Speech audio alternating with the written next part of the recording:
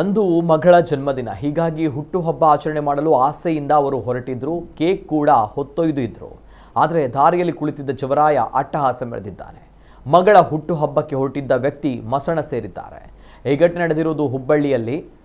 ಮಂಜುನಾಥ್ ಅಲಿಯ ಸಾರಥಿ ಮೃತ ದುರ್ದೈವಿ. Bike skid ಆಗಿ ಮಂಜುನಾಥ್ ಪ್ರಾಣ ಕಳೆದುಕೊಂಡಿದ್ದಾರೆ. ಮಂಜುನಾಥ್ ಶಾಸಕ ಮಹೇಶ್ ತೆಂಗಿನಕಾಯಿ ಅವರ ಕಾರು ಚಾಲಕರಾಗಿದ್ದರು. ಹಲವು ವರ್ಷಗಳಿಂದ ಕೆಲಸ ಮಾಡ್ತಾ ಇದ್ರು ಎಂದು ತಿಳಿದು ಬಂದಿದೆ.